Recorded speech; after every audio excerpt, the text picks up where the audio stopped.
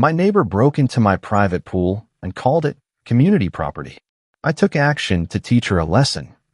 I, 41, male, own a modest home in a suburban community in the Midwest. I've lived here for about a decade, ever since I decided I wanted a place that felt truly mine. I'm a manager at a local family restaurant, nothing flashy, but it suits me just fine. My parents live in a neighboring state, and I visit them whenever I can. That's more or less my life, work, home, and the occasional weekend barbecue with some close friends. I've enjoyed the quiet pace of this neighborhood, and up until recently, I never had any complaints about my neighbors. About 3 years ago, I decided to fulfill a small dream of mine to install a private swimming pool in my backyard. It wasn't one of those lavish in-ground projects that cost a fortune, but it was more than just a kiddie pool. I went for a good quality above-ground pool with a sturdy deck built around it. The setup took a few months to complete, mostly because I saved up and did a lot of the work in small, manageable chunks. But when it was finally done, I felt a surge of pride every time I looked at it. On warm evenings, there was nothing better than coming home from a long day, grabbing a cold drink, and taking a quick dip to unwind. My yard is fully fenced, as most laws require round pools for safety reasons. There's a self-latching gate that's supposed to stay locked whenever the pool's not in use. A sign reads, "No trespassing at private property." All the legalities seemed in order. I had a talk with my local county inspector, got the proper permit, and everything passed. So I was confident that I was abiding by the rules. I have a neighbor who lives diagonally behind me, separated by 2 fences, mine and hers. She's lived in the neighborhood a bit longer than I have, though we'd never been more than acquaintances. We'd wave occasionally, exchange a quick hello, that sort of thing. She seemed pleasant enough when we first met, but we never had any real conversation beyond small talk. She has a husband and a couple of teenagers, but I rarely saw them outside. Once my pool was up, though, I noticed her taking an unusual interest. She'd peek over her fence whenever I was swimming or having friends over for a cookout. Sometimes I'd catch her staring, arms folded, as if scrutinizing my new addition. It felt odd, but I shrugged it off. Neighborhood curiosity, I told myself. People often do that when something new pops up next door. But her behavior escalated in ways I didn't expect. First, she started making offhand remarks about how she and her family were looking forward to using the community pool. At first, I thought she was referring to a local public pool or something run by the homeowners association. I just nodded absent-mindedly. Then she clarified, "Your pool, of course." She said it with this confident grin, like it was obvious my backyard pool belonged to the entire block. I tried to keep my tone polite, but I set the record straight immediately. Actually, that's my private pool.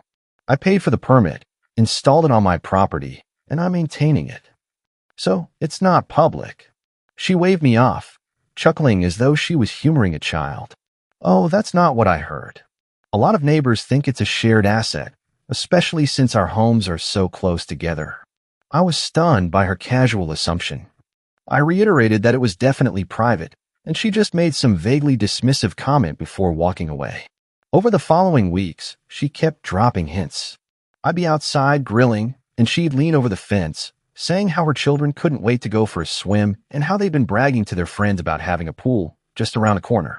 Each time I'd respond, "I'm sorry, but this is not for public use." She'd roll her eyes, and one time she muttered, "We'll see," under her breath. It made me uneasy, but I tried to remain cordial. After all, it's a suburban neighborhood, and open hostilities can get ugly real fast. One Friday night, I invited a few pals over for a low-key poolside hangout. We were enjoying ourselves when, out of nowhere, I heard my side gate latch jiggle. My head snapped around, and before I could stand up, my neighbor marched right in, with one of her teenagers trailing behind. She was carrying towels and wearing flip-flops, like she was about to jump in. I was baffled. "What are you doing?"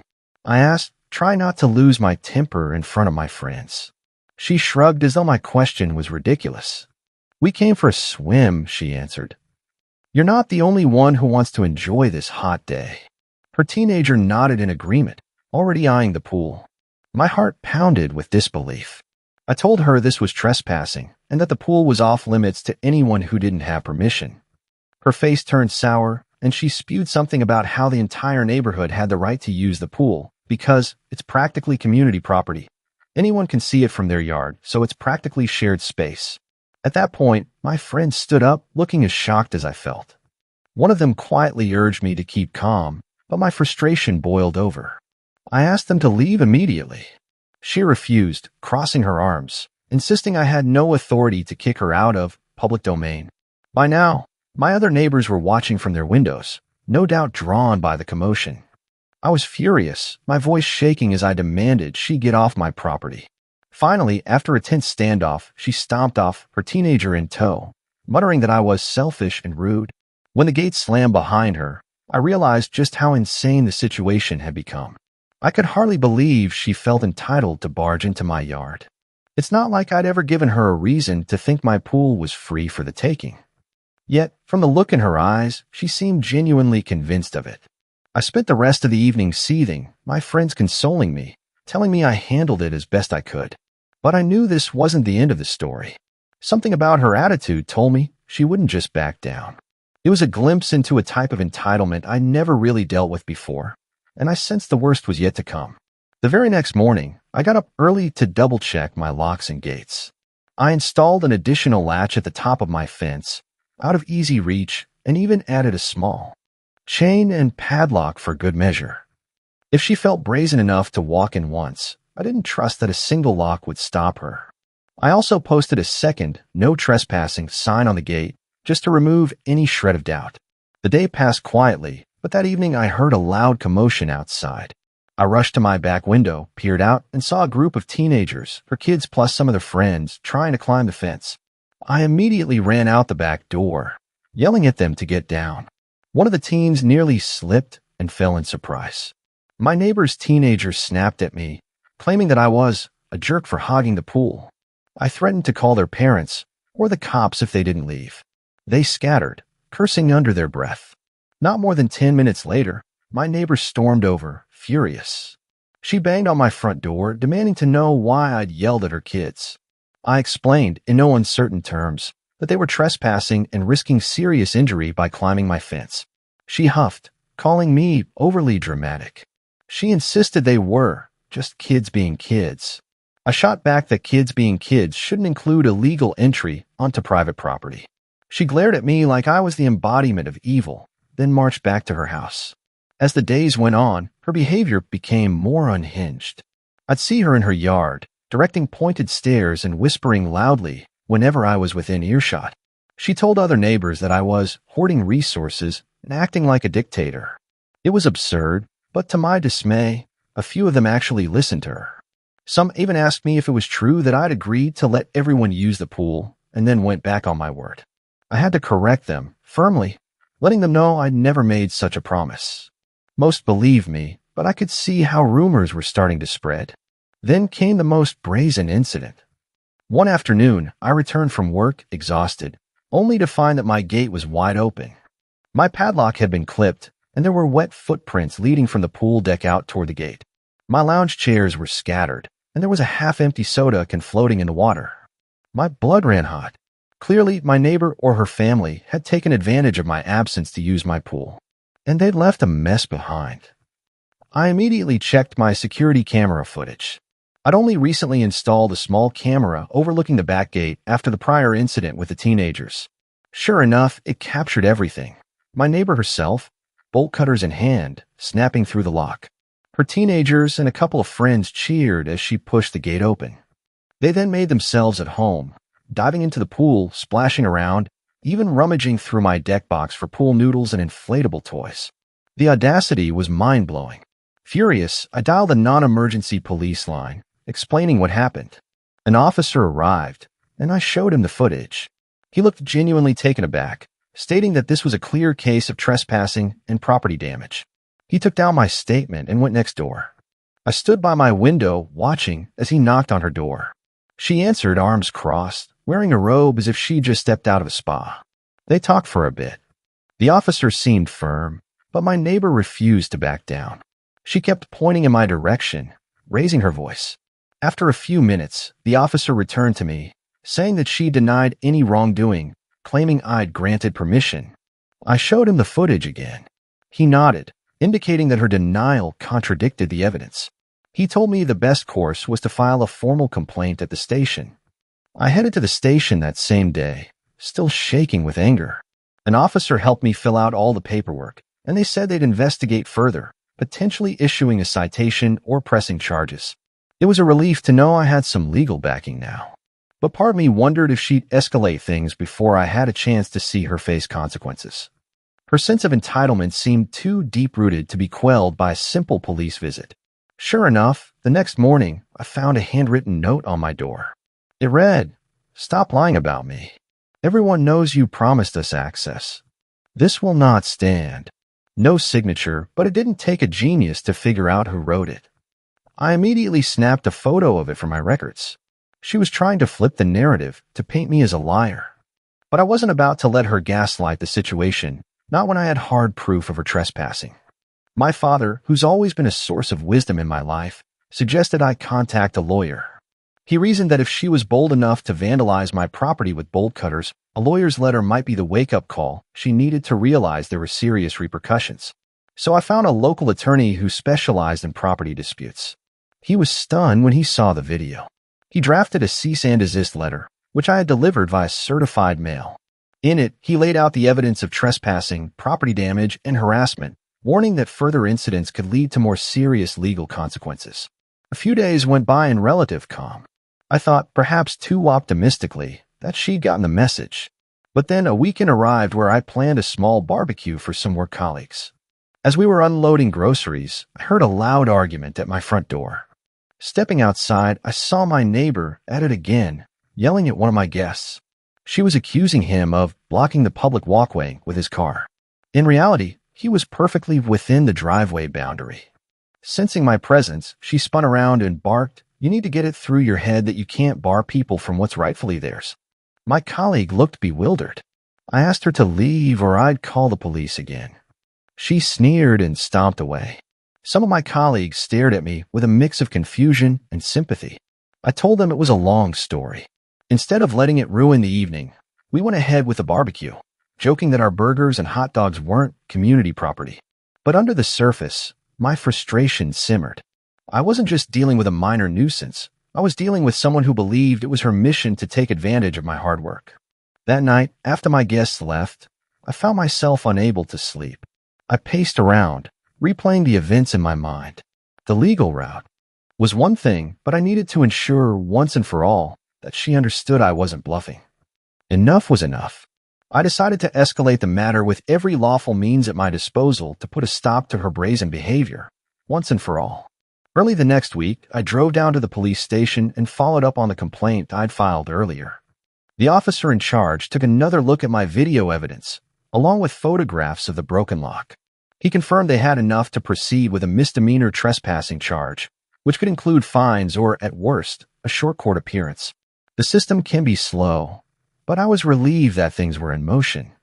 Meanwhile, my lawyer advised me to gather all documentation related to the pool's installation, the fencing permits, and my communications with the neighbor. He said that if she tried to claim she had any right of use, she would fail in court, but we'd need organized evidence to refute her every statement. Over the next several days, I put together a folder that included receipts for the pool, the deck, the fence, and printed still shots from the security footage. I also included a log of every incident from the first time she entered uninvited to the bolt cutter fiasco. During this time, I noticed that her hostility had spread. Her teenagers would loiter near my fence, occasionally tossing small rocks or soda cans into my yard. I found candy wrappers floating in the pool one morning.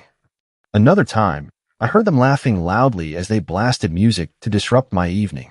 It was harassment, and it felt never-ending. But I refused to be intimidated. I installed a second security camera, this one aimed specifically at my fence and gate from another angle. If they tried anything else, I wanted it captured on video. I also reinforced the fence with a heavier chain and replaced the portion of wood that looked old, making it harder to climb. It cost me more money and a weekend of labor, but I was determined to protect my property. Then came a new low. One evening, I was sitting in my living room trying to unwind when I heard the screech of metal against metal. Stepping onto my porch, I saw a bright flash of sparks near the fence. I rushed over to find her husband, who I'd never actually spoken to, trying to saw through one of the fence posts with an electric tool. His plan appeared to be to remove the entire panel that separated our yards. My neighbor stood behind him, arms folded, nodding in approval. My jaw dropped. They'd actually stooped to partial demolition of my fence just to gain direct access to my yard? I shouted, "Back off or I'm calling the police." He yelled back something along the lines of, "We'll cut it down if we want to. This fence is on shared land." I pointed out that he was clearly inside my property line, as I had a recent survey that marked my boundaries. He cursed and stepped back, but not before leaving a deep cut in the post that compromised its stability. I immediately called the police. When the officers arrived, I showed them the damage in my property survey, as well as the camera footage that caught part of the act. They knocked on my neighbor's door, but she refused to open it.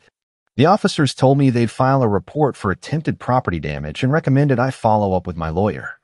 The situation was spiraling, and it felt as if each encounter was more confrontational than the last. At this point, I decided I'd had enough of simply playing defense. I wanted to see them held accountable.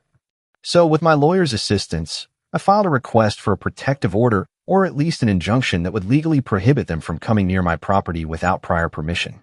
We gathered every piece of evidence, videos, logs, police reports, and submitted the request to the local court.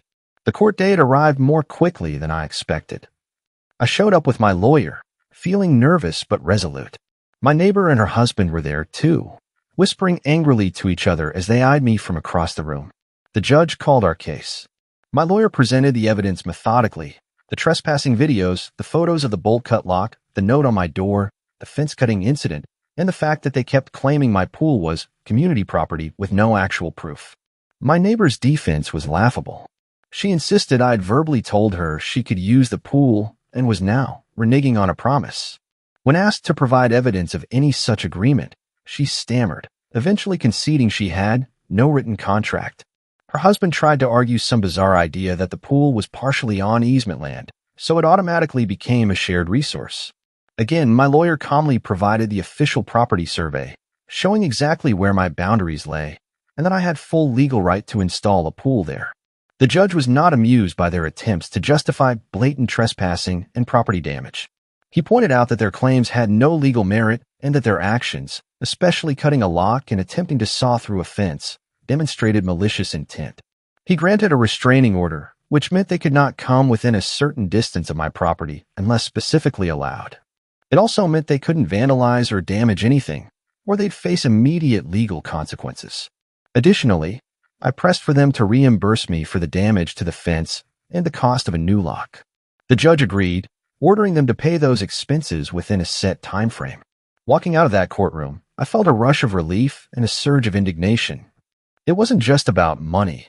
It was about the principle.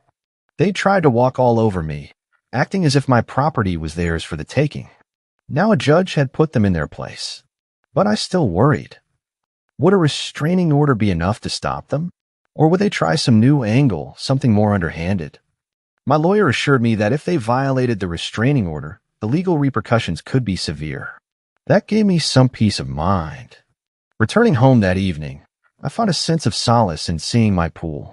It stood there, still and calm under the fading daylight, no longer bearing the presence of unauthorized swimmers. I locked the gate one more time, tested the chain, and took a moment to reflect. The battle might not be over, but I finally had the law firmly on my side. And if they dared to cross that line again, I wouldn't hesitate to push for the maximum penalty. Sometimes you have to stand your ground, literally and figuratively, to protect what's yours. In the days following the court order, the tension on my street was palpable. The neighbors who were once curious or swayed by gossip now seemed to understand the gravity of the situation. When word got out that there was a legal ruling against my entitled neighbor, a few folks approached me with apologies. They admitted they believed her initial claims that I'd promised community access, but once they heard the full story, they realized how far-fetched her version was. A couple even offered to help keep watch if they noticed anything suspicious around my property. For a short while, there was blessed silence. My neighbor and her husband kept to themselves, and their teenagers weren't seen prowling around anymore. A part of me hoped the entire ordeal had come to a merciful end, that they'd finally grasped the concept of property rights and decided to move on. But life isn't always so straightforward. One Saturday afternoon, just as I was beginning to let my guard down, I heard a loud crash in my backyard. Racing out, I found my neighbor's husband half sprawled on my deck. He'd apparently tried to climb over the fence to retrieve a basketball or something that landed in my yard. But instead of knocking on my door like a normal person, which ironically I might have been okay with if he'd asked politely, he chose to scale the newly reinforced fence. It seems the top paneling gave way under his weight. He toppled onto my side, bruising his leg. At first, he looked stunned, like a child caught with his hand in the cookie jar. My instincts told me call an ambulance, but before I could do anything, he scrambled to his feet, wincing, and started hurling accusations at me. Things like, "Your fence caused my injury, and I'll sue you for having a dangerous structure." I stared at him, utterly incredulous. I reminded him there was a restraining order. He had no right to be anywhere near my yard. His face contorted with anger, but the pain seemed to keep him from doing anything more drastic. He stumbled back over to his side, mumbling threats that made little sense. I immediately documented everything with my phone, pictures, videos, even a quick commentary on what had just happened. I reported the incident to the police. They came, took my statement, and recorded that he'd violated the restraining order by coming onto my property without permission. One of the officers commented that this could lead to a bigger legal problem for him if I pressed charges. And you'd better believe, after all they'd done, I wasn't about to turn the other cheek. My lawyer filed additional paperwork, citing the restraining order breach. This time, the judge was even less sympathetic to my neighbor's excuses. He faced a hefty fine for violating the order, and the judge warned them, both him and his wife, that continued violations could lead to jail time. That finally seemed to break their will. She stormed out of the courtroom, avoiding eye contact with me, while he limped behind her, a glum expression on his face. It appeared at last that they realized the situation wasn't a game they could keep playing. In the weeks that followed, the entire family was conspicuously absent from my sight. They retreated indoors or went about their routines silently. No more yelling, trespassing, or attempts to break my locks. A mutual acquaintance mentioned that the couple was deeply embarrassed by how public their defeat had become. Some neighbors who used to be friendly with them now kept their distance, unwilling to associate with people who had so blatantly violated another's property. I took a bit of satisfaction in this shift. Not in their personal misery, necessarily, but in the fact that justice was being served. Their entitled behavior had consequences, and they were finally experiencing them in full. I also noticed fewer friends of their teenagers hanging around. Perhaps the kids' reputations had taken a hit too. Regardless, my pool became my sanctuary again, free from unwanted intruders or drama. Sometimes, after a long workday, I'd sit by the water, the hush of the evening reminding me how important it is to guard what's yours, because not everyone respects boundaries. That's not to say everything became a fairy tale. There are times I feel a pang of unease, wondering if they'll try something else. But with a restraining order in place, with the legal records and evidence on my side, I'm better prepared. And from what I've seen, they've learned a harsh lesson about crossing lines, both literal and legal. If there's one takeaway, it's that we often underestimate just how far people will go when they feel entitled. A person can convince themselves of almost anything if it serves their self-interest. Yet at the same time, standing firm while documenting everything and using the law to your advantage can pay off. It's not about paranoia or revenge, though I'd be lying if I said I didn't feel a certain satisfaction watching them face repercussions for their actions. It's about ensuring that no one can just walk over you, claim what's yours, and label it community property with no consequences. In the end, I haven't spoken to them since the last court hearing, and I doubt we'll ever be neighborly again. That's okay. I can live without their friendship. What matters is that my backyard, my pool, remains mine alone, exactly the way it should be. And maybe, just maybe, they'll think twice before pulling these kinds of stunts on anyone else in the future.